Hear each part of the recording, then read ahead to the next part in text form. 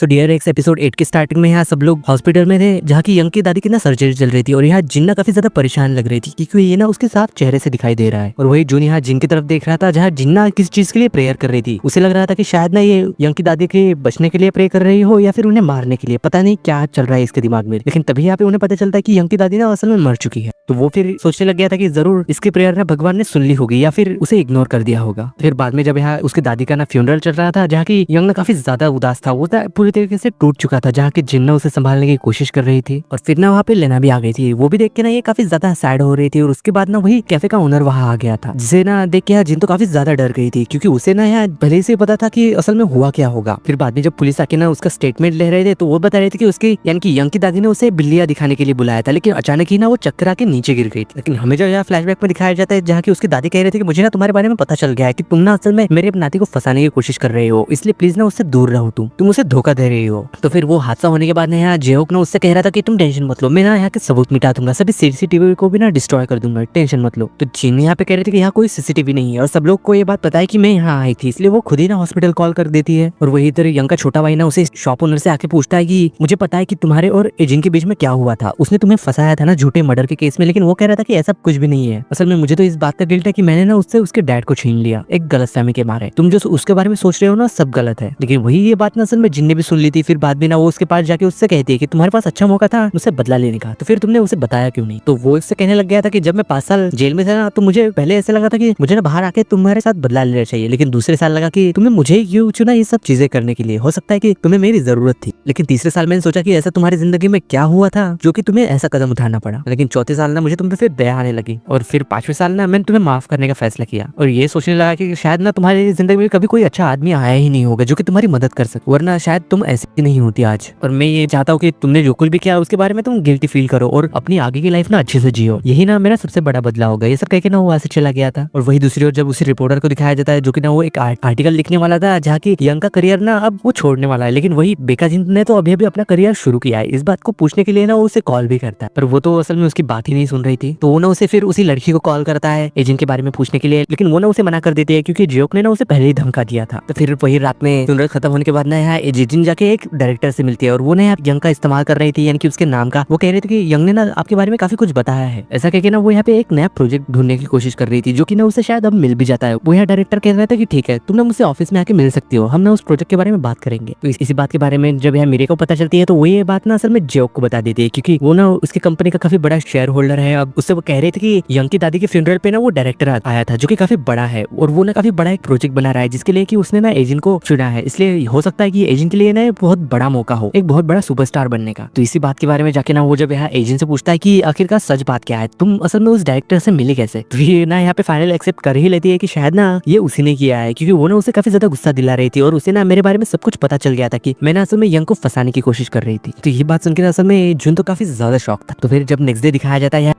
तो उसकी दादी के कॉलेज में आया था तो एक औरत उसे बता रही थी कि तुम्हारी दादी ना असल में काफी ज्यादा रो रही थी। फिर बाद में ना वो एजेंट उसके घर पे आई थी और उनके बीच में ना बहुत ज्यादा जोर जोर से बातें भी हुई और साथ में ये भी बता देती है कि यहाँ पे ना एक कैमरा है जो कि एक लड़की ने लगाया था उसकी सुरक्षा के लिए, तुम चाहो तो उसकी फुटेज देख सकते हो। तो जब ना उस सीसीटीवी फुटेज को चेक करने जाता है तो उसका सीसीटीवी ना पहले ही गायब हो चुका था जो कि असल में जियोक ने पहले ही निकाल लिया था और वो जाके ना यहाँ जून को दे देता है और साथ में उसके ऊपर गुस्सा भी कर रहा था कि तुमने एजेंट को इस सब बारे में क्यों पूछा, तुम्हें तो उसके ऊपर यकीन करना चाहिए था ना, उसने ऐसा नहीं किया है क्योंकि मुझे पता है उसने ऐसा नहीं किया और मैं उसके ऊपर यकीन करता हूँ और हमेशा करता रहूंगा। लेकिन साथ ही में यहाँ पे जब यंग को दिखाया जाता है वो ना पूरी तरीके से टूट चुका था उसकी दादी के मरने के बाद। और साथ ही में वो ये भी देखता है कि उसके और एजेंट के बारे में काफी ज्यादा आर्टिकल छप रहे थे कि वो दोनों ना असल में जल्दी ही शादी करने वाले हैं क्योंकि उसने जब एजेंट के लिए रिंग खरीदी थी ना तो कुछ फोटोग्राफर्स ने ना उनकी फोटोज ले ली थी और सोशल मीडिया पे वायरल कर दी थी। तो इसी बात के बारे में जब उस डायरेक्टर को पता चलता है तो वो ना यहाँ पे एजेंट को डांट रहा था, कह रहा था कि तुम इतनी जल्दी शादी नहीं कर सकती, अगर तुमने उस रिटायर एक्टर से शादी कर ली तो तुम्हारी आने वाले जो प्रोजेक्ट है ना वो सर भी रुक जाएगी और तुम ना एक बड़ी सुपरस्टार बनने से रह जाओगी। तो फिर ना बाद में वहाँ पे मेरे भी आ जाती है और उससे पूछ रही थी कि क्या तुम्हें इन सब चीजों के बारे में बिल्कुल भी पता नहीं था। तो एजेंट उससे कहती है कि नहीं, मुझे इस सब के बारे में पता नहीं था और मुझे पता है कि ये सब खत्म कैसे करना है, मुझे ना यंग से ब्रेकअप करना है और वो भी जल्दी। लेकिन वही दूसरी ओर जब जून को दिखाया जा रहा है जो कि ना उस पेन ड्राइव में से वो वीडियो देखने की कोशिश कर रहा था लेकिन शायद ना वो बहुत ज्यादा डर रहा था, तभी वहाँ ना रीना आ जाती है और उससे पूछ रही थी कि ये सब क्या है। तो वो कह रहा था कि इसमें कुछ ऐसा है जो कि मैं देख नहीं पा रहा और ना ही मैं इसे फेंक सकता हूँ, इसलिए उसके बाद ना वो काफी ज्यादा ड्रंक हो गया था। तो फिर बाद में ना रीना उसे वहाँ से उसके घर ले जाती है जहाँ की जियोक ना पहले से ही मौजूद था। वो भी ना उसे देख के शॉक हो गया था कि इसे अचानक से हुआ क्या, इतना ज्यादा ड्रंक कैसे हो गया। और वही दूसरी ओर एजिन असल में यंग से मिलने चली गई थी और उससे कह रही थी कि क्या तुम मुझसे शादी करने के बारे में सोच रही थी, और वो भी अपने रिटायरमेंट के बाद। तुम्हें पता है लोग मेरे बारे में क्या क्या कर रहे हैं, तुम्हारी वजह से मुझे लोगों से कितनी बारी सुननी पड़ रही है। और वो ना यहाँ पे अपनी असली रंग दिखाना शुरू कर देती है कि तुमने ऐसा करने का सोच भी कैसे लिया, और वो भी जब तुम रिटायर हो रहे हो। तुम्हें पता है मुझे ना तुमसे ब्रेकअप करना है, क्योंकि मैं ना अब तुम्हारे साथ कोई भी रिलेशन नहीं रखना चाहती। वो ना यहाँ पे उससे काफी ज्यादा बुरी बुरी बातें कर रही थी, उसका दिल दुखाने वाली। तो ये बातें सुनकर ना वो तो काफी ज्यादा शौक था कि क्या ये वही बेकजन है जिसे मैं पसंद करता था, कि वो तो बिल्कुल भी ऐसी नहीं थी। और यहाँ तक यहाँ एजेंट ने उसे सच भी बता दी थी कि मैंने तुम्हें जानबूझ के अप्रोच किया था ताकि मैं ना तुम्हारा इस्तेमाल करके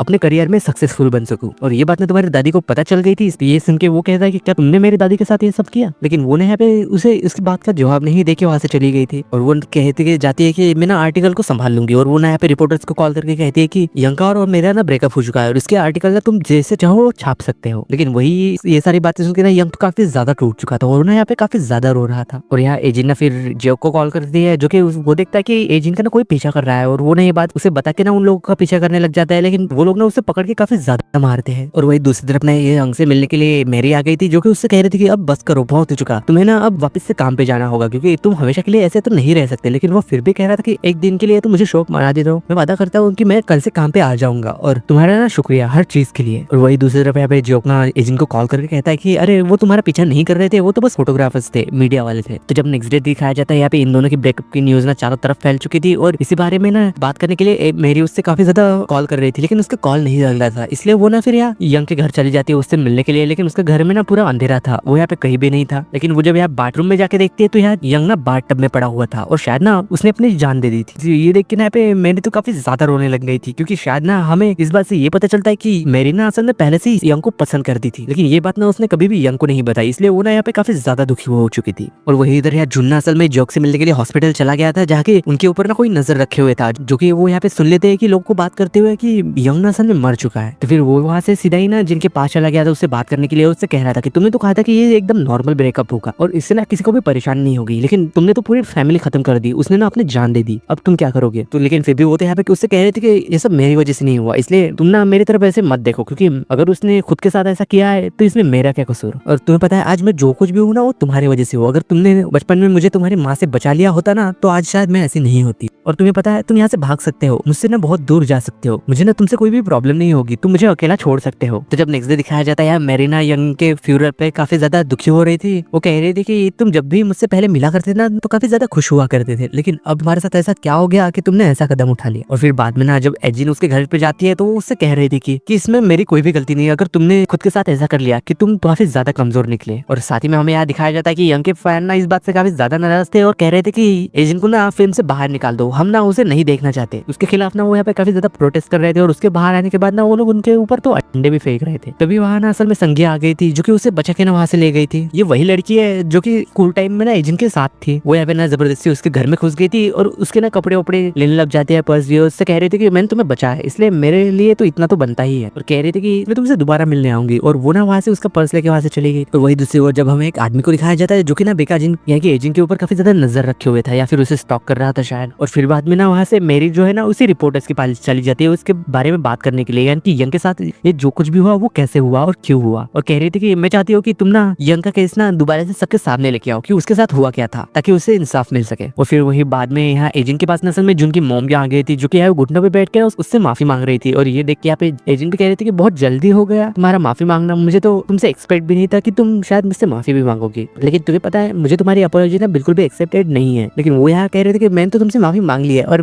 तुम्हें मेक श्योर करना होगा कि मेरे को ये बात पता चले कि मैंने ना तुमसे घुटनों पे बैठ के माफी मांगी है। लेकिन इस बात से ना एजेंट तो काफी ज्यादा गुस्सा हो गई थी और वो ना बिल्कुल यहाँ पागलों की तरह बर्ताव कर रही थी। और वो यहाँ पे हंसते हुए उससे कह रही थी कि तुम्हें पता है कि मुझे ना तुमसे इतनी ज्यादा नफरत क्यों हुई और कब हुई। तो हमें यहाँ पे फिर एक फ्लैशबैक दिखाया जाता है कि कैसे यहाँ पे वो ना काफी ज्यादा अपसेट हो गया है, यंग की दादी के सामने काफी ज्यादा रो रही थी और उससे कह रही थी कि मुझे पता है कि मैंने ना आप लोगों को जानबूझ के अप्रोच किया है मेरे फायदे के लिए, लेकिन मैं ना उसे सच में पसंद करती हूँ और मैं उसके सच में करीब जाना चाहती हूँ इसलिए। और शायद ना यहाँ पे यंग की यानी कि यंग की दादी ने उसे माफ भी कर दिया था और उससे कह रही थी कि मैं जानती हूँ तुमने जो कुछ भी पहले किया था क्या क्या गलत किया, लेकिन तुम मुझसे प्रॉमिस करो कि तुमने ये सब चीजें छोड़ दोगी और अपनी लाइफ अच्छे से बिताओगी और मैं ना फिर तुम्हारा हमेशा साथ दूंगी। तो शायद ना यहाँ पे एजेंट भी उससे वादा कर ही देती है कि हाँ मैं ऐसा ही करूंगी। लेकिन साथ ही में यहाँ पे यंग की दादी उससे ये भी कहते हैं कि तुम प्रॉमिस करो कि ये बातें ना सिर्फ हमारे बीच में रहेगी, यंग को इस बारे में पता नहीं चलना चाहिए। तो जब यहाँ बिल्लियों की आवाज आती है तो वो उसकी दादी ना उसे बिल्लियां दिखाने के लिए जा रही थी, लेकिन अचानक से यहाँ पे ना उसकी दादी को चक्कर आ गया था और वो यहाँ नीचे गिर गई थी। यानी कि इसका मतलब एजिन ने उसे धक्का नहीं दिया था, और यहाँ एजिन ने जो अपना हाथ आगे बढ़ाया था वो उसे धक्का देने के लिए नहीं बल्कि बचाने के लिए हाथ आगे बढ़ाया था। और यही बात ना असल में जुन ने भी देख ली थी उस वीडियो फुटेज में, और उसे भी ये बात पता चल गई थी कि एजिन ने ना